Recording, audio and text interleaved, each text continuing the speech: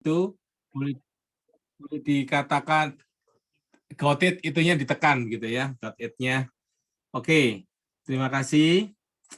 Saya akan bagikan inti dari buku ini secara sekilas, nanti kemudian kita akan boleh berdiskusi, sharing, dan harapannya kita bisa belajar sebanyak mungkin dan boleh mengubah kehidupan kita. Sekali lagi kita berdoa ya, Tuhan berkatilah waktu ini, supaya memuliakan nama-Mu, urapi kami semua, kami mohon pertolongan Tuhan sekali lagi. Dalam nama Tuhan Yesus kami memohon. Amin.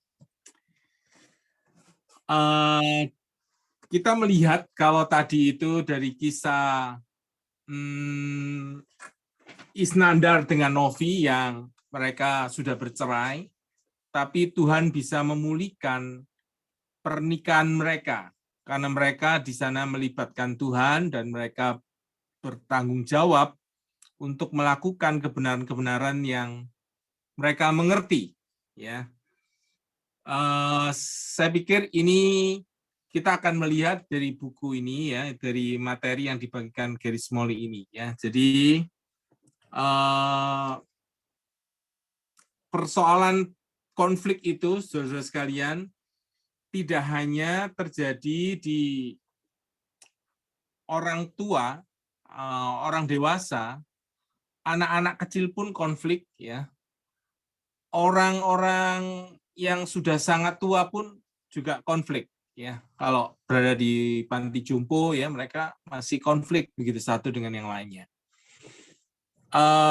Dan alangkah baiknya ketika kita bisa belajar, ketika kita konflik dengan pasangan, orang lain, anak, dan seterusnya, kita bisa punya tools-tools atau alat-alat yang menolong kita untuk kita bisa membangun relasi yang baik, membangun relasi yang indah, membangun relasi yang memuaskan.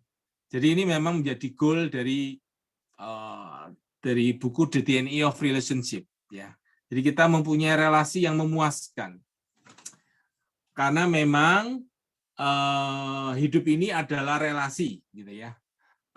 Hidup ini adalah relasi, ya, yang selebihnya merupakan detail-detail saja dari relasi itu. Jadi hidup ini relasi. Nah, kalau mau dipertanyakan dari The DNA of Relationship ini, ada pernikahan-pernikahan orang yang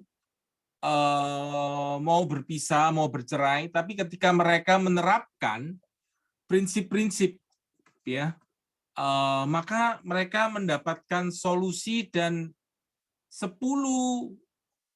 keluarga yang mau bercerai, 9 itu tidak jadi bercerai. Jadi keberhasilannya 90% lebih. Jadi memang sudah teruji kepada banyak pasangan. Jadi yang kita pelajari ini memang berdasarkan hasil riset, ya, hasil riset dari Gary Smalley dan anaknya yang punya tim di dalam khusus dalam relasi-relasi, masalah relasi. Jadi tentu sangat baik konsep ini bisa diterapkan kepada keluarga atau dengan rekan kerja, dengan orang yang belum menikah pun sebetulnya konsep ini relevan. Jadi dengan konsep ini sangat relevan baik kita yang sudah berkeluarga maupun kita yang masih belum berkeluarga misalnya. Nah, saudara sekalian, yang dibahas dari ada pertanyaannya, apa itu DNA relasi? Kemudian apa persoalan yang terjadi di dalam relasi itu? Lalu kemudian bagaimana menyelesaikan persoalan yang inti ya dengan 5 dansa atau 5 langkah tarian yang baik yang membuat relasi ini menjadi baik ya. Relasi yang rusak bisa menjadi baik ketika ada langkah-langkah atau dalam buku ini mengatakan tarian ya, love dance di dalam mengatasi satu siklus yang negatif, gitu ya, tarian yang negatif ya, dia itu tarian ketakutan atau dansa ketakutan ya, fear dance begitu. Nah, oke, kita lihat secara cepat itu DNA relasi itu apa? Nah, DNA relasi itu adalah kita ini dicipta untuk berelasi. We are designed to relate. Itu yang pertama. Jadi memang Tuhan menciptakan kita ya untuk berelasi. Adam dan Hawa dicipta untuk berelasi. Kita pun juga dicipta untuk berelasi. Jadi memang ini menjadi DNA kita. Kita akan bertumbuh dengan baik di dalam sebuah relasi. Kita berkembang secara optimal di dalam relasi. Tuhan memberikan pada kita kebutuhan untuk rasa berharga, diterima, dikasihi, diampuni, dimampukan, merasa dimiliki, semua itu di dalam konteks relasi. Ya, itu kebutuhan kita yang memang Tuhan kasih, itu kebutuhan-kebutuhan itu yang bisa dicukupkan melalui relasi. Tidak ada cara yang lain. Ya. Nah, kemudian yang berikutnya adalah kita diciptakan untuk bisa memilih. Ya, we are designed to choose. Ya, kita dipanggil untuk membuat pilihan. Ya. Kemudian berikutnya adalah kita diciptakan untuk bertanggung jawab atas pilihan-pilihan atau tindakan-tindakan kita. Ya, kita dipanggil bertanggung jawab begitu ya atas pilihan-pilihan kita. Intinya itu ya, 3 itu ya. Berelasi, memilih, dan bertanggung jawab. Kemudian saudara sekalian, ada 3 macam relasi.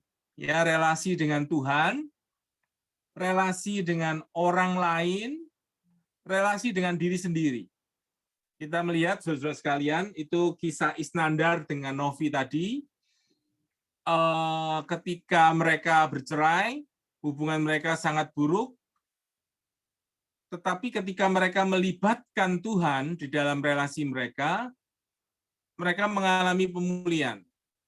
Ketika seorang suami Isnandar itu mengatakan, "Loh, ini kan pernikahan ini kan institusi yang Tuhan buat, kenapa saya menghancurkannya?" Nah, ketika seseorang itu melibatkan Tuhan dan menaklukkan dirinya kepada kebenaran-kebenaran Tuhan, di situ ada pemulihan. Begitu juga dengan Novi ya. Novi ini pasangan dari Isnandar itu ya. Jadi akhirnya mereka dipulihkan kembali relasi yang rusak itu. Nah, saudara sekalian, ketiga relasi ini sangat erat sekali ya. Langkah-langkah ini dibangun didasarkan dari ketiga relasi ini ya. Jadi maksudnya bagaimana nanti kita akan lihat. Nah, ketika masalah terjadi, saudara sekalian, ketika masalah terjadi, nah panggilan kita adalah kalau kita melihat Adam dan Hawa itu Adam menyalahkan Hawa ketika mereka berdosa, Hawa menyalahkan ular. Nah, seringkali masalah yang terjadi di dalam keluarga itu adalah atau di dalam konflik ya, yang terjadi adalah menyalahkan orang lain, tidak melihat kesalahan pada diri sendiri. Padahal kalau kita ingin menyelesaikannya, masalah yang kita hadapi dengan dalam relasi itu seringkali merupakan masalah dengan diri kita sendiri. Ya, artinya apa? Artinya ketakutan-ketakutan kita yang tidak disadari ya membuat kita ini bereaksi.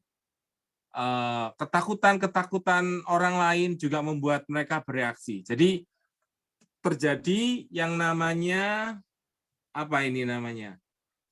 Dansa ketakutan. Ya, satunya ketakutan karena kekerasan, ya, dari pasangan yang melakukan kekerasan, satunya mengalami ketakutan-ketakutan yang lain. Jadi itu menyebabkan hubungannya berdasarkan ketakutan, ya. Jadi itu tidak pernah menyelesaikan persoalannya, ya, tidak pernah menyelesaikan persoalan.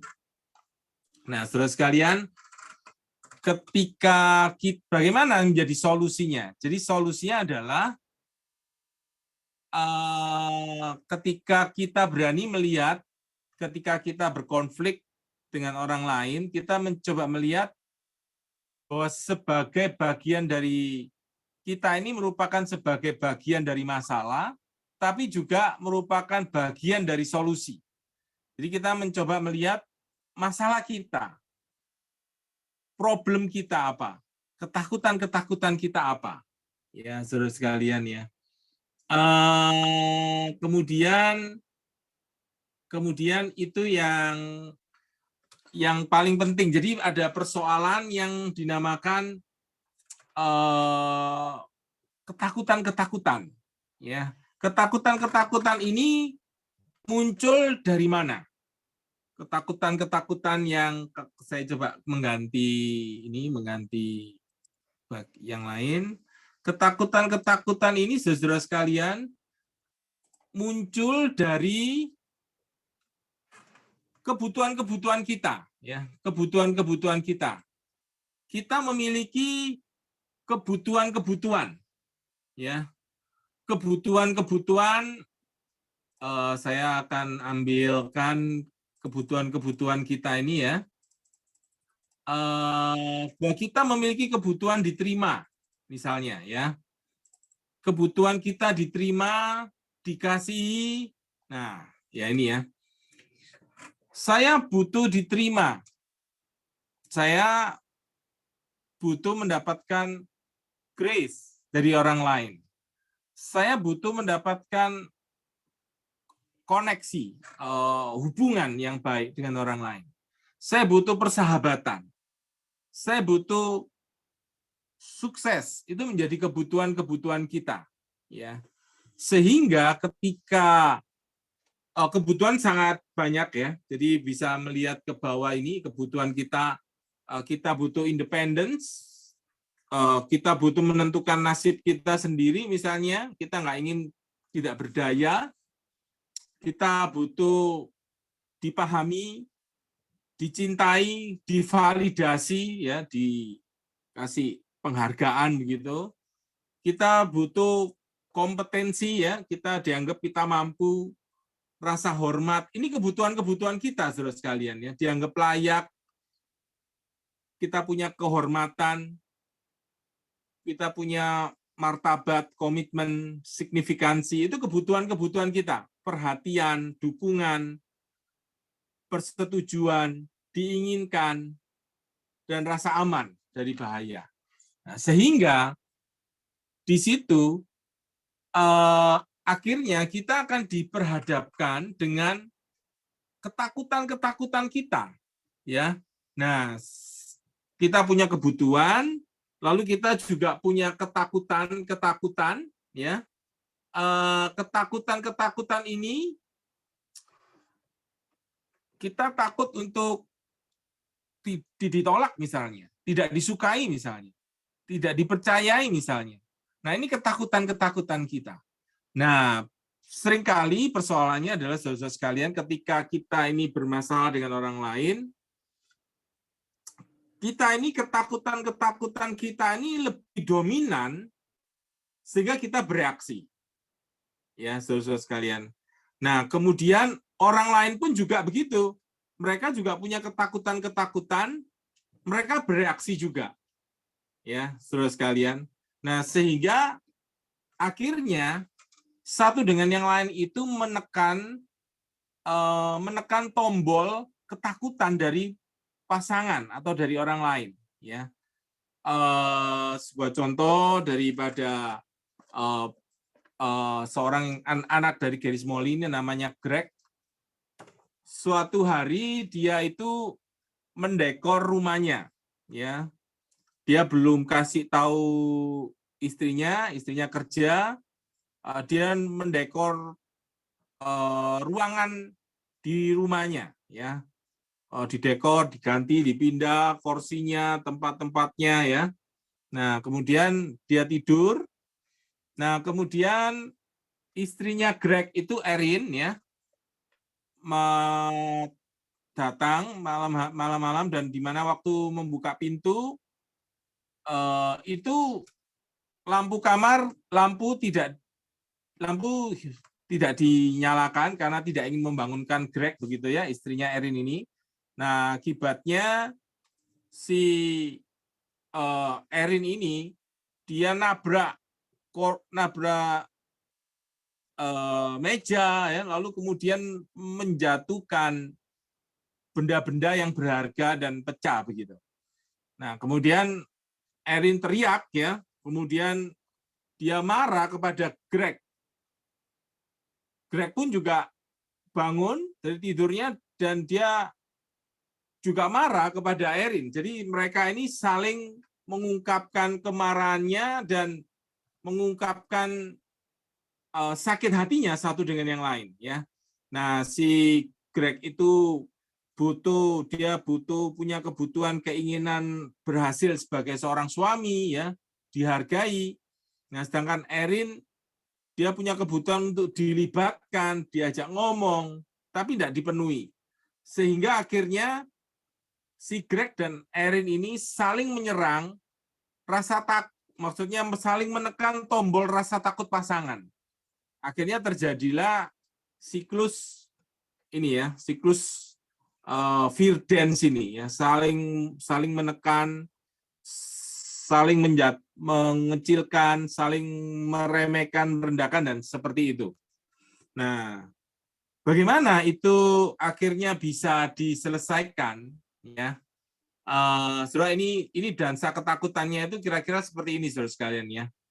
Kita terluka, kita menginginkan solusi, kita takut, ya, ketakutan kita bereaksi.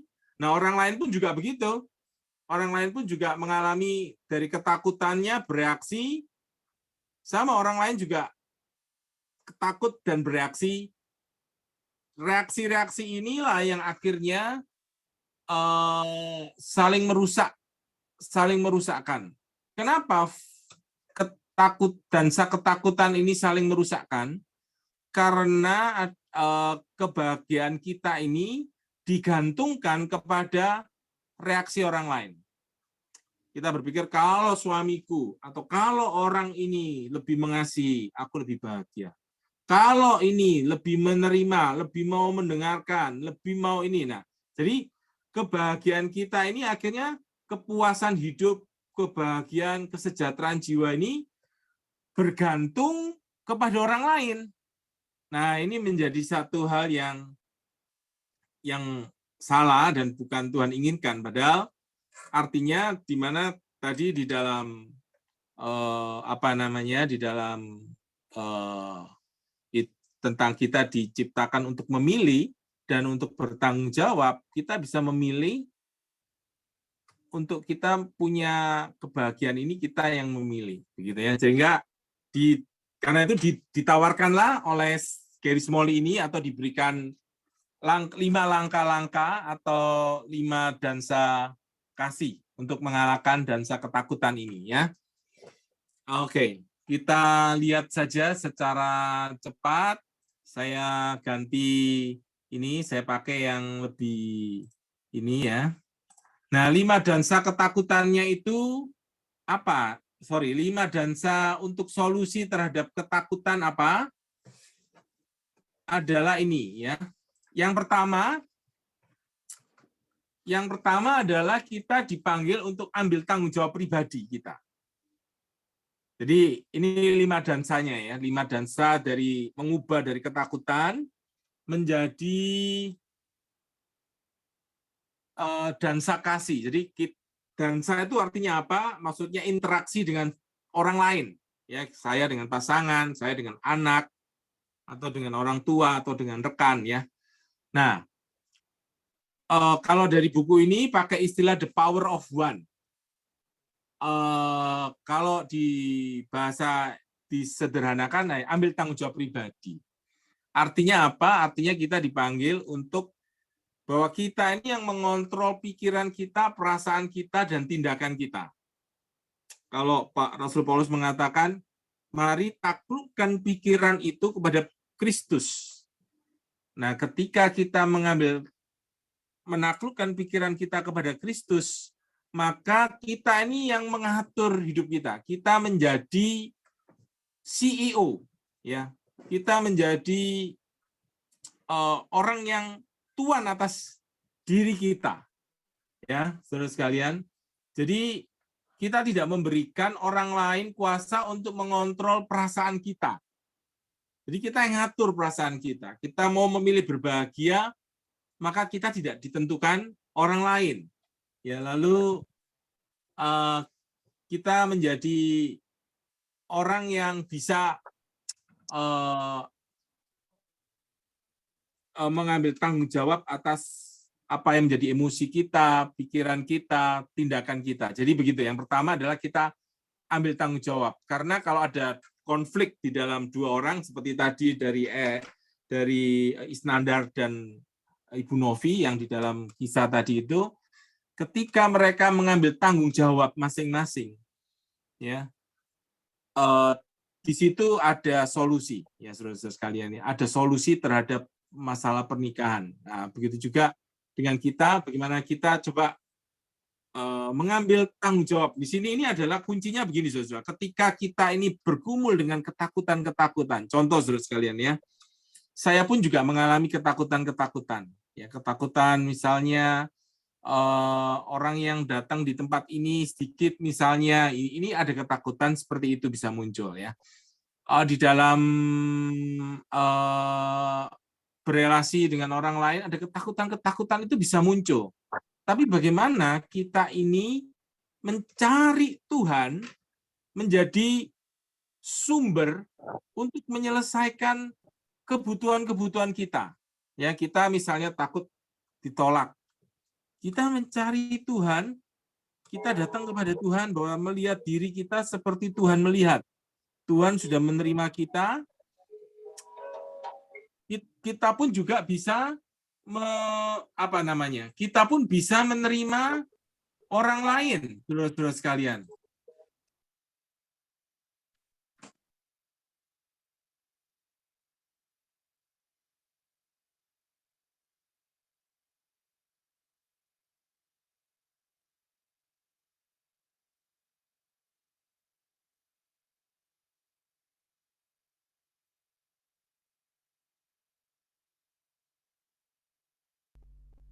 Pak Daniel, suaranya hilang ya?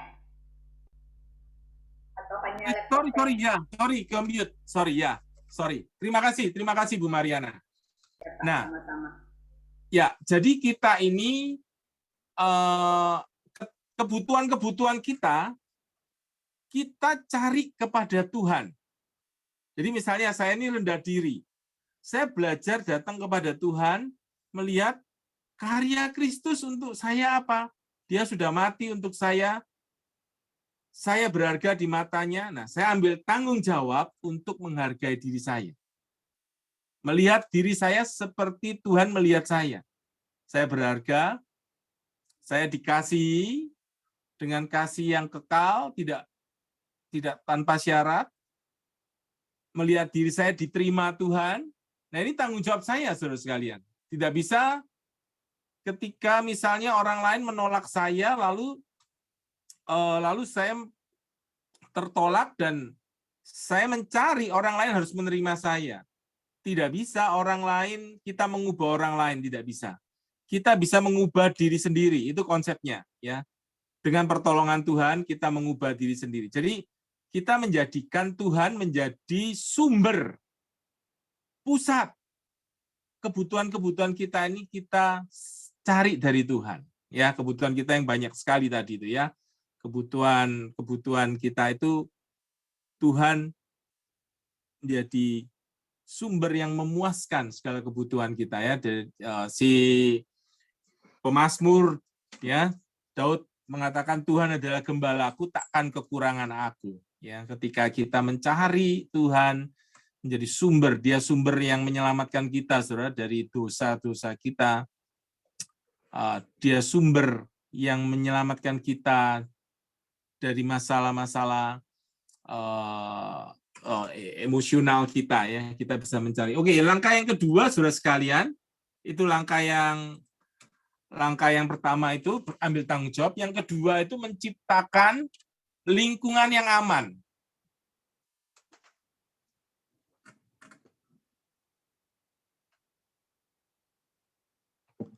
Yang kedua itu menciptakan lingkungan yang aman. Lingkungan yang aman itu yaitu artinya kita ini menjadi aman dengan diri kita, ya, sehingga pasangan kita atau orang lain itu bisa bercerita, berani terbuka kepada kita, ya.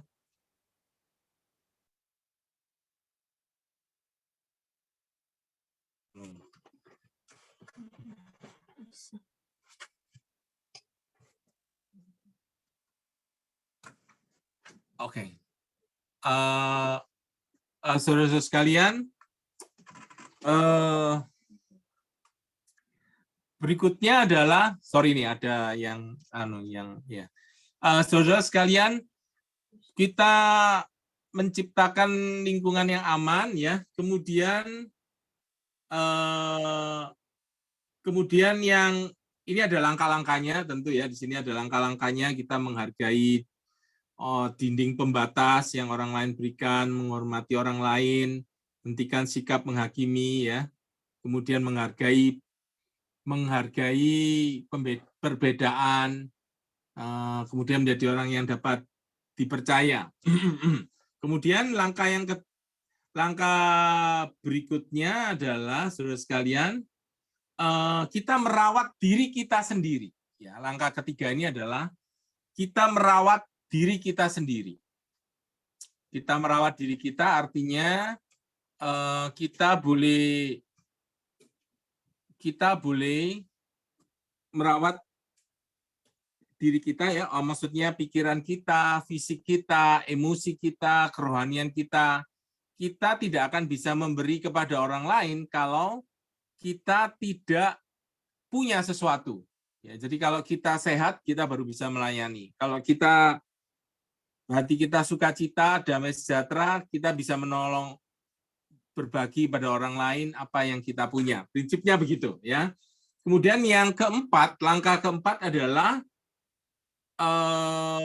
berkomunikasi.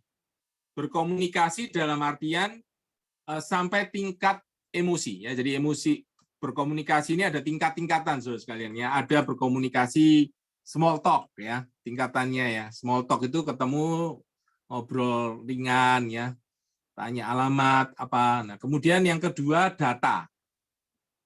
Datanya tentang misalnya kemarin ada tabrakan, ya, di Cibubur yang truk menabrak banyak orang itu, ya. Itu data. Kemudian yang ketiga adalah pendapat. Yang pendapat ini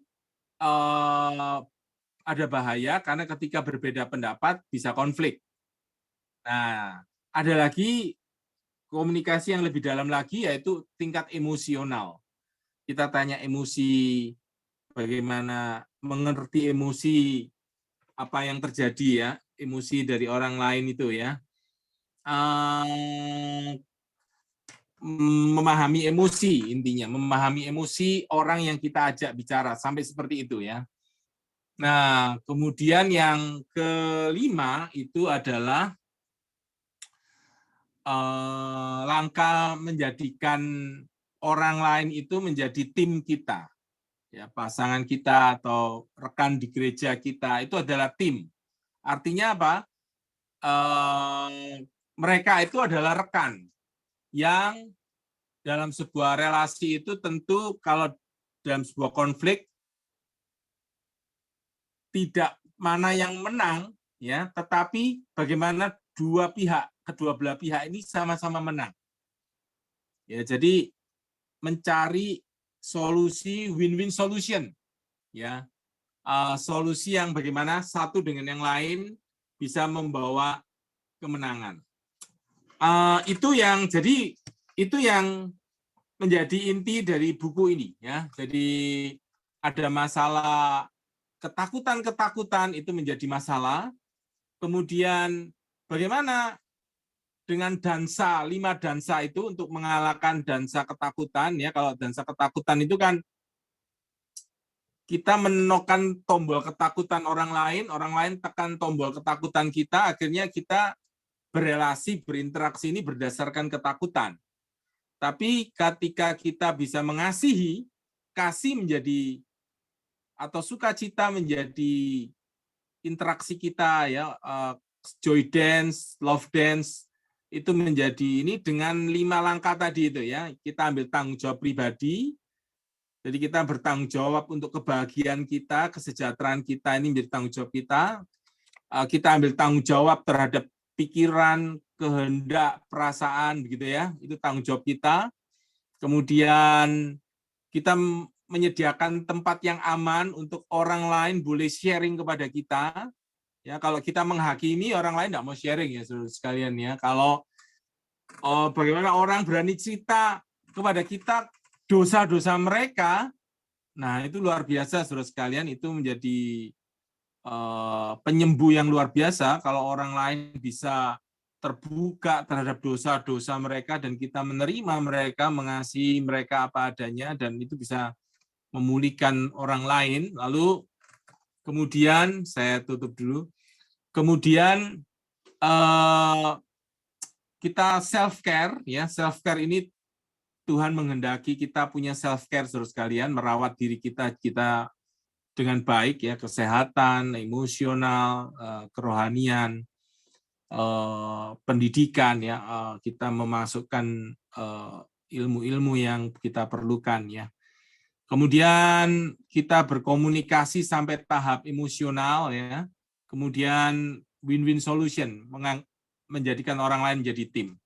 Nah, jadi itu yang ditawarkan ketika kita menghadapi konflik atau perbedaan-perbedaan.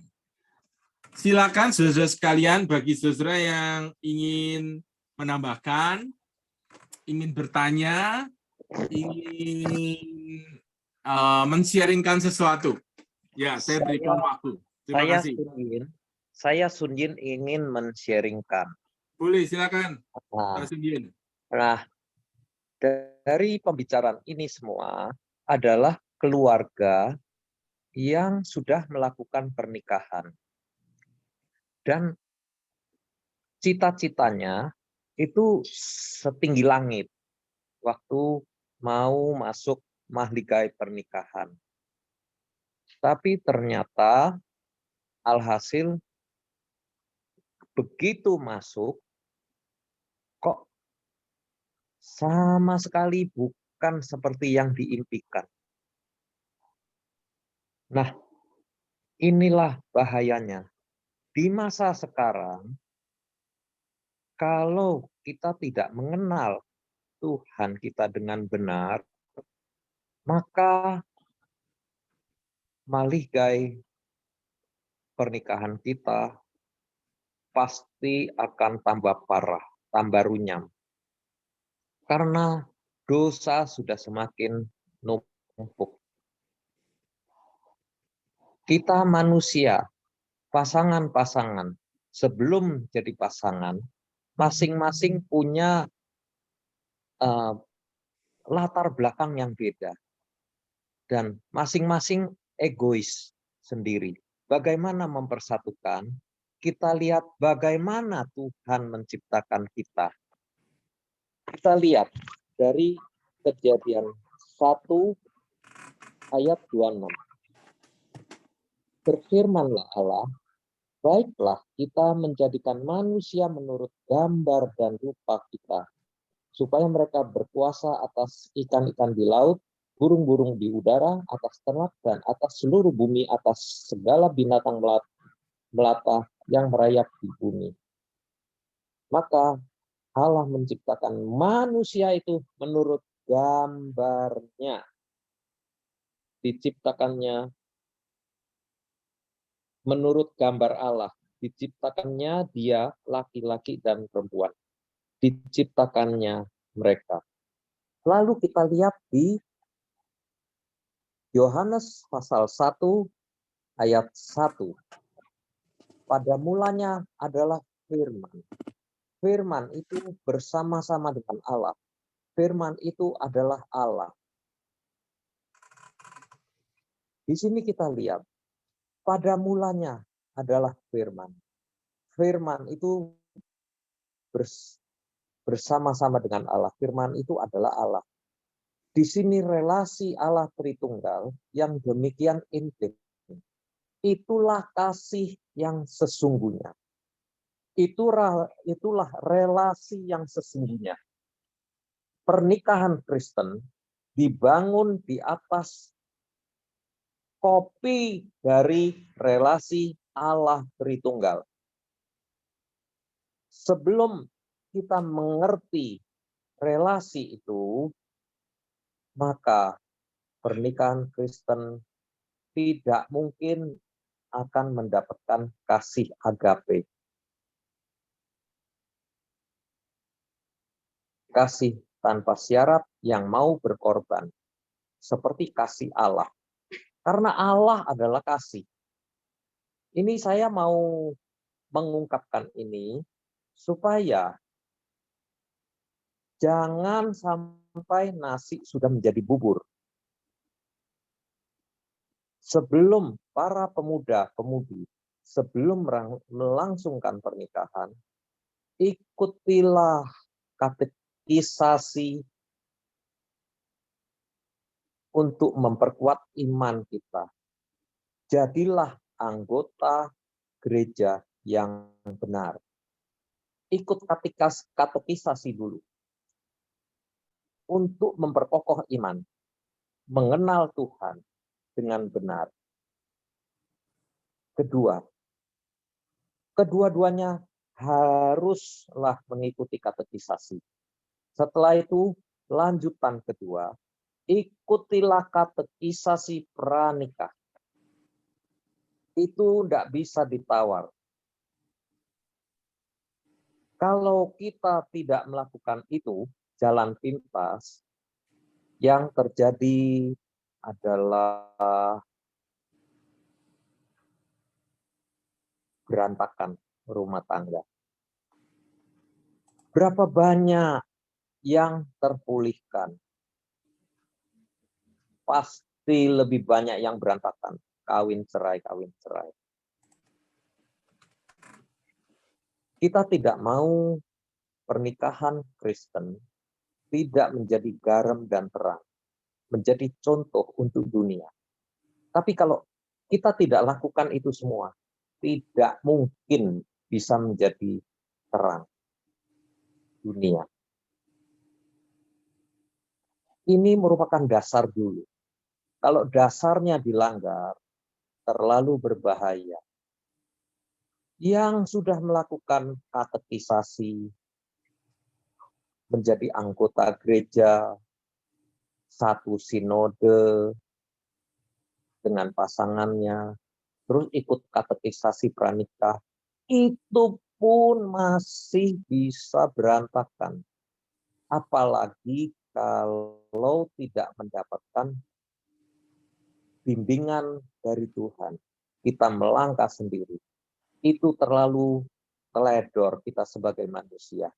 Berarti kita mengambil jalan kita sendiri, bukan mengikuti kehendak Allah. Terima kasih. Ya, terima kasih Lose Sunjin. Ini ada chat yang saya ingin bacakan. Ini komunikasi level perasaan yang dilakukan dengan lawan jenis yang berbeda pasangan bisa berdampak. Jadi harus ditekankan hanya boleh dilakukan dengan suami atau istri masing-masing supaya jangan berakibat fatal. Ya, saya setuju Pak Herodion. Jadi memang ini kita coba berkomunikasi memang sampai tingkat perasaan itu dengan orang-orang yang berkonflik ya Pak Herodion. Jadi tujuannya kita memahami ini apa yang menjadi ketakutan-ketakutan. Kalau itu dengan pasangan kita ya, kita coba memahami ketakutan-ketakutan dia apa. Jadi kita menolong dia mengatasi ketakutan-ketakutan dia. Sambil kita juga melihat ketakutan-ketakutan saya apa. Tentu itu bisa diterapkan ke anak remaja kita, ke orang tua kita, ke rekan kerja kita ya. Kita memahami perasaannya begitu. Kira-kira sehingga kita bisa menyelesaikan konflik-konflik yang ada atau hal-hal yang tidak enak gitu satu dengan yang lain. Oke, terima kasih. Ada lagi yang mau menambahkan atau ingin berinteraksi, silakan. Jadi ini waktunya interaksi ya. Silakan, ada yang lain yang ingin memberikan pendapat atau ingin bercerita sesuatu, boleh, silakan. Kita saling belajar. Ada lagi yang lain ingin memberikan sesuatu?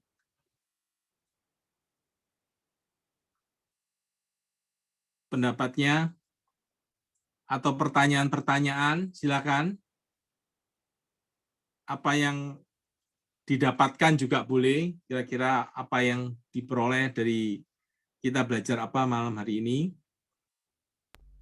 Apakah ada? Tanya ya Pak ya. Ya, silakan Bu Mariana. Konflik itu kalau konflik itu terjadi apa bisa juga karena kepribadian Pak? Maksudnya gini, kan manusia itu ada punya kepribadian ya. Yang ini kan ada yang namanya melankolis, sanguinis, pragmatis, yang kayak seperti itu. Nah, apakah itu juga jadi peranan yang besar dalam konflik? Terutama kalau sekarang kita bicara tentang keluarga, itu dalam keluarga. Ya, terima kasih Bu Mariana. Oke ya. Jadi begini saudara-saudara sekalian, konflik itu terjadi karena memang ada perbedaan-perbedaan ya. Salah satunya juga perbedaan kepribadian. Orang sanguin kebutuhannya dia itu rasa senang dan kebutuhannya itu perhatian misalnya. Tapi buat orang yang kolerik seperti Rasul Paulus begitu ya, gambarannya kolerik, kebutuhannya itu pencapaian-pencapaian, achievement ya. Saudara melihat misalnya Paulus dan Barnabas. Paulus adalah seorang yang ingin mencapai sesuatu, sedangkan Barnabas adalah pribadi yang pendamai ya. Dia ingin kebutuhan dia adalah diterima. Sedangkan kebutuhan Paulus adalah dia ingin pencapaian yang dia tidak ingin kegagalan. Nah, sehingga ketika ada satu orang yang satunya Paulus ingin terima, Barnabas ingin menerimanya, tapi Paulus menolak untuk dia bergabung. Nah, di situ menjadi konflik, ya, konflik yang besar. Jadi, saudara-saudara sekalian, konflik itu bisa perbedaan-perbedaan bisa menjadi konflik, saudara-saudara sekalian, ya. Jadi, yang paling penting adalah kita coba waktu konflik itu kita coba menyadari ini, saudara sekalian, apa yang terjadi dengan kenapa saya ini konflik. Jadi kita coba melihat diri kita merupakan bagian masalah di dalam konflik itu dan juga bagian dari solusi. Nah, karena itu dilihat masalahnya di mana ini, ketakutan kita apa. Coba kita melihat, oh ketakutan saya ternyata saya butuh misalnya, saya takut gagal nih. Nah, pria-pria itu takut gagal, ya, ada ketakutan direndahkan. Ini ketakutan pria misalnya. Sedangkan yang wanita itu ada ketakutan ditinggalkan, kehilangan koneksi, kehilangan kedekatan. Nah, ini ketakutan. Nah, karena itu ketika kita ini boleh menyelesaikan ketakutan kita dengan kita datang kepada Tuhan, kita boleh, nah kita coba mulai dialog begitu ya.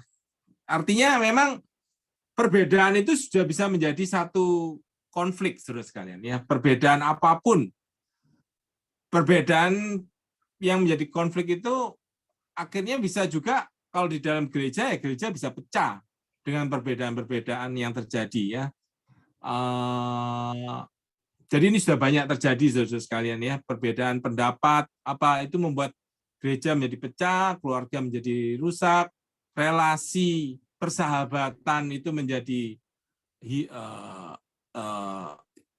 rusak, ya, menjadi kehilangan persahabatan karena ya itu tadi, ketika ada ketakutan-ketakutan, orang bereaksi, orang tidak lagi melihat mengubah diri sendiri, ya, membereskan ketakutan-ketakutannya dengan datang kepada Tuhan, menjadikan Tuhan itu apa namanya sumber yang kita bisa menyelesaikan ketakutan-ketakutan kita, ya.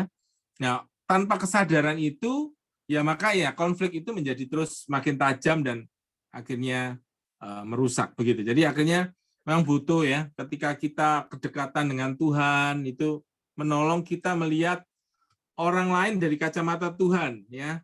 Kalau Tuhan melihat mereka berharga di mata Tuhan, kita juga bisa menghargai mereka karena mereka juga anggota tubuh Kristus misalnya. Kita menghargai dan mengasihi mereka. Jadi saya pikir memang kasih itu menyatukan, kasih mengalahkan segala ketakutan. Jadi tujuan komunikasi, ya, tadi itu ada langkah berkomunikasi, kita menyediakan tempat yang aman, kita sendiri merawat diri kita, ya, menjadikan orang lain itu rekan tim kita. Sebetulnya tujuannya menimbulkan kasih di dalam diri kita kepada orang lain.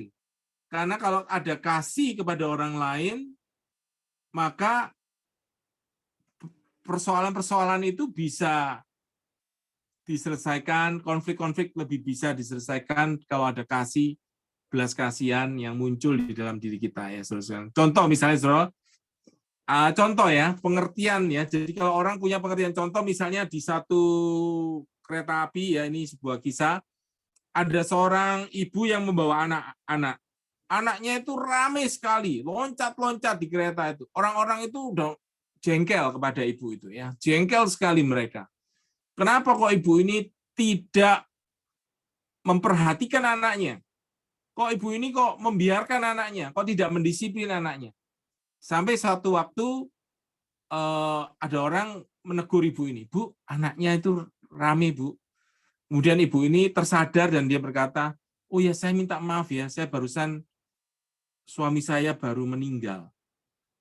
Saya minta maaf. Ketika orang-orang di sekitar itu melihat bahwa oh, ibu ini baru kehilangan pasangannya, mereka timbul belas kasihan. Maka melihat ibu ini beda dengan yang tadi sebelumnya. Nah, saudara, betapa seringnya kita ini belum memahami kondisi orang lain, apa yang terjadi. Seringkali penghakiman itu lebih cepat, penilaian itu cepat muncul, sehingga akhirnya, ya itu tadi, kalau kita boleh menyediakan waktu berkomunikasi, ya, belas kasihan itu muncul, kasih kita itu muncul, tentunya lebih bisa mudah menyelesaikan konflik. Ini tadi ada yang ini, ya. Oke, ini ada yang memberikan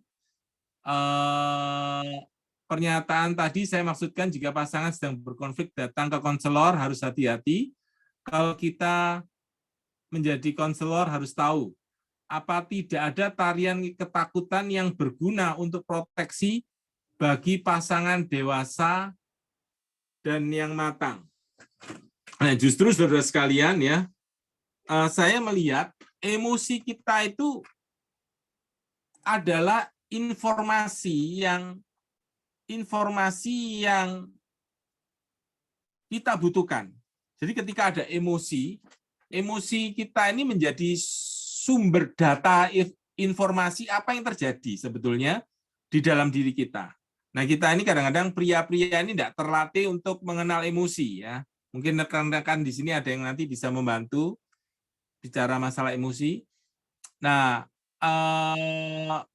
tentu emosi yang baik adalah kalau kita ini mengenali emosi kita, menyadari emosi kita, lalu kemudian tentunya ketika ada ketakutan-ketakutan itu muncul, ya menurut saya kita bisa memakai itu untuk seberapa besar sih kita ini bertanggung jawab. Kita melihat seperti itu ya. Seberapa besar sih kita ini menjadikan Tuhan sumber kita. Jadi ketika kita takut, ketakutannya karena apa? Penilaian orang kah? Takut dianggap gagal kah? Sebagai laki-laki ya. Kita dikecilkan kah? Kehilangan kontrol kah? Maka ketika kita memiliki ketakutan ini dan kita datang kepada Tuhan, nah menurut saya ketakutan-ketakutan ini manfaatnya adalah untuk kita ini boleh makin dekat kepada Tuhan. Menjadikan Tuhan sumber kita. Nah, makanya ketika kita melibatkan Tuhan, melibatkan sesama, maka itu apa ya, kerohanian yang sejati itu ada di situ ya. Ketika ada kasih kepada Allah dan kasih kepada sesama, itu merupakan ukuran kerohanian, kalau boleh dikatakan, saudara sekalian ya. Semakin kerohanian seseorang semakin dewasa, semakin baik, adalah gambaran seberapa besar dia mengasihi Tuhan dan mengasihi sesamanya. Nah, sehingga dari situ kita boleh melihat ketakutan-ketakutan kita ini seberapa besar kita bisa mengalahkannya. Kalau kita dikalahkan ketakutan kita, nah menunjukkan betapa memang kita masih perlu rendah hati terus untuk mengandalkan Tuhan. Ya. Ada lagi yang mau menambahkan? Silakan. Di sini ada rekan-rekan yang bisa menambahkan. Silakan. Yuk, siapa yang menambahkan boleh. Mari. Ada yang mau menambahkan, saudara sekalian? Terima kasih untuk pertanyaannya. Bu Mariana, silakan Bu Mariana. Mungkin saya mau lihatnya dari kita pernah mendengar gini, ada satu kalimat yang menyatakan bahwa hurt people gitu ya Pak ya. Orang yang terluka itu adalah orang yang melukai orang gitu. Nah, kalau dilihat dari contoh video yang tadi, yang ibu siapa tuh sama bapak siapa itu kan, itu Bapak Iskandar dengan Ibu Novi. Itu kan kelihatan betapa si suami itu orang yang terluka, sehingga dia melukai istrinya, tak mungkin tanpa dia sadari. Nah, saya pikir mungkin yang perlu juga adalah pemulihan itu Pak, pemulihan hati. Pemulihan hati setelah dipulihkan, baru kita mulai bisa pelan-pelan menjadi serupa dan segambar seperti Tuhan, baru mungkin kita bisa menerapkan kasih yang seperti yang Tuhan mau gitu Pak. Mohon tanggapannya Pak. Ya, terima kasih. Mungkin ada rekan-rekan yang ingin menanggapi dulu yang lain. Silakan. Kini kita ini boleh menjadi satu keluarga ya, saling belajar. Silakan kalau ada yang ingin menanggapi tentang yang disampaikan Bu Mariana. Silakan, ada yang ingin menanggapi? Saya boleh menanggapi ya, Dan. Silakan, Bu Inge, silakan.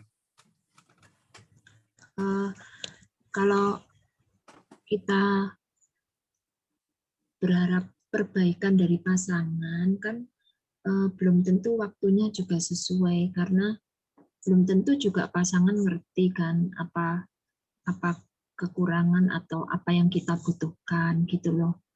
Terus kalau kita menunggu sampai kapan gitu. Nah, kalau saya pelajari dari firman Tuhan, kasih Tuhan itu kan kasih yang aktif.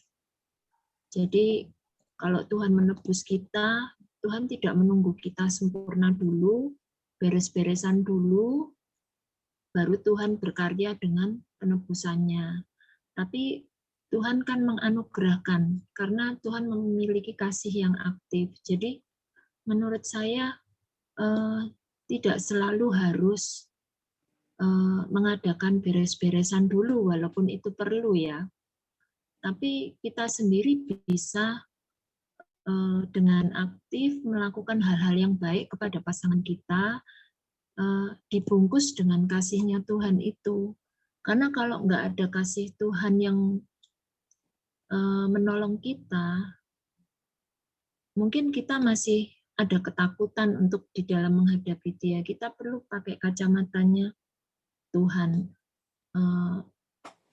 Ya, ini tidak mudah untuk dijelaskan, tapi menurut pengalaman seperti itu sih. Pakai kacamata Tuhan untuk melihat pasangan kita, apa sih yang dia butuhkan, apa yang dia takutkan, gitu. Terus bagaimana kita bisa berelasi dengan baik dengan dia. Ya menurut saya malah seharusnya yang harus diperbaiki dulu itu adalah relasi kita dengan Tuhan.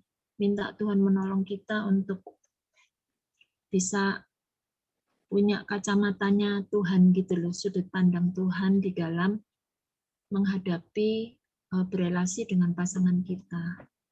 Gitu. Terima kasih. Ya, terima kasih banyak masukannya dari Ibu Inge ya. Terima kasih, sangat menolong, sangat baik sekali ya. Terima kasih. Ada lagi yang ingin menambahkan, menanggapi, boleh yang dari Bu Mariana atau menambahkan sesuatu, boleh, silakan.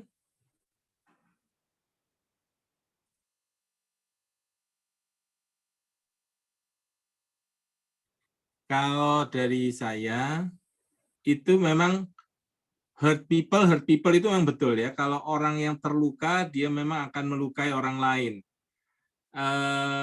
Makanya di sini sangat penting kembali ketika orang itu kembali kepada Tuhan ya, kembali kepada Tuhan, maka di situ dia diubahkan oleh Tuhan.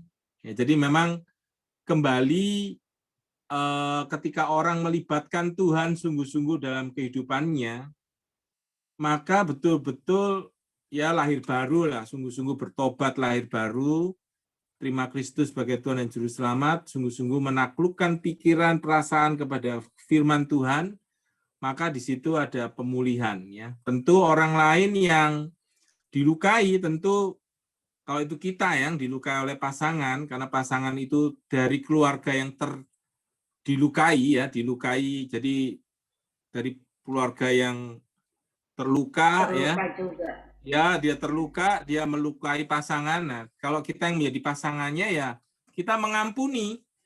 Karena orang yang terluka kadang-kadang tidak sadar dirinya terluka. Orang yang terluka nggak tahu dirinya terluka. Karena itu ketika kita dilukai ya kita mengampuni. Artinya saya setuju dengan Ibu Inge yang mengatakan kita aktif ya. Jadi artinya kita aktif mengampuni, mengasihi, ya, memberkati, dan coba untuk kalau misalnya orang itu bisa untuk diajak dialog, ya kita coba untuk berdialog begitu ya, apa yang menjadi ketakutannya, kebutuhannya, ya. Ini akan menolong sebetulnya ya. Nah, kita sendiri pun juga mengalahkan ketakutan-ketakutan kita. Sebetulnya kita juga orang-orang yang punya ketakutan-ketakutan kan. Jadi nah di sini kita kalau kita sadar ketakutan kita apa, ya kita mengalahkan ketakutan-ketakutan kita, lalu kita cari Tuhan ya untuk membereskan ketakutan-ketakutan ini ya. Contoh ketika kita gagal ya, itu kan berkaitan dengan penghargaan diri. Tapi ketika saya mengalami ya, ketika saya gagal, saya cari Tuhan, Tuhan, nilai saya ini karena karya Kristus dan anggapan Tuhan saya berharga. Jadi bukan karena prestasi dan bukan karena apa kata orang gitu. Nah, ini tanggung jawab saya, begitu ya. Jadi ini tanggung jawab saya untuk membereskan ketakutan-ketakutan saya begitu. Jadi jangan menunggu orang lain ya, begitu. Artinya kebahagiaan kita ini kita yang memilih. Oke. Terima kasih, silakan. Ada yang mau live silakan ya. Ada lagi saudara yang ingin menambahkan 1-2 lagi. Minggu depan kita akan masuk tema ini ya. tema kita ini minggu depan tentang 5 bahasa kasih. Yang membawakan adalah Maria Handaya MTH. Ya, dia adalah istri saya. Kita berharap nanti akan melibatkan orang-orang yang punya kapasitas yang bisa menjadi berkat buat kita ya. Kita berharap komunitas keluarga aktif belajar ini harapannya adalah memperlengkapi keluarga-keluarga supaya boleh menjadi keluarga yang kuat ya, keluarga yang strong, keluarga yang kuat, lalu tentunya mereka bisa menjadi berkat buat gerejanya masing-masing. Jadi kita ini memperlengkapi, kita berusaha untuk menjadi berkat buat pelayanan yang keluarga yang ada di gereja, karena seringkali gereja tidak semua mempunyai pelayanan keluarga. Jadi harapannya dengan adanya keluarga aktif belajar ini, komunitas ini boleh memperlengkapi gereja-gereja untuk boleh memperlengkapi keluarga-keluarga mempunyai boleh belajar bersama-sama ya. Keluarga yang belajar adalah keluarga yang kuat. Oke, kalau boleh kita akan foto dulu ya. Oke, memang tidak otomatis bisa memakai pikiran dan perasaan Kristus kalau belum dewasa di dalam kekristenan. Jika luka batin masa lalu tidak dibereskan lebih dahulu, maka akan menimbulkan kebuntuan dan menjadi hambatan buat pertumbuhan kerohanian. Ya, betul ya. Memang itu kita perlu terus membereskan luka-luka batin kita ya dengan pengampuni, dan dengan kita boleh terus datang kepada Tuhan memohonkan kasih-Nya menyembuhkan. Oke, kita foto dulu. Mari saudara, kalau boleh kita foto dulu satu kali. Setelah itu kita akan tutup di dalam doa. Nanti kalau saudara mau saling kenal, saling ngobrol, saya berikan kesempatan ya. Yuk kita foto kalau bisa. Terima kasih. Terima kasih. Ada lagi ya. Terima kasih. Saya foto ya. Saya dalam hitungan ketiga ya. 1, 2, 3. Oke, terima kasih. Kita akan tutup dulu di dalam doa. Setelah itu nanti saya berikan waktu. Kalau ada yang ingin sharing, mau ngobrol lagi, silakan ya. Yang punya kebutuhan mau meninggalkan juga silakan. Saya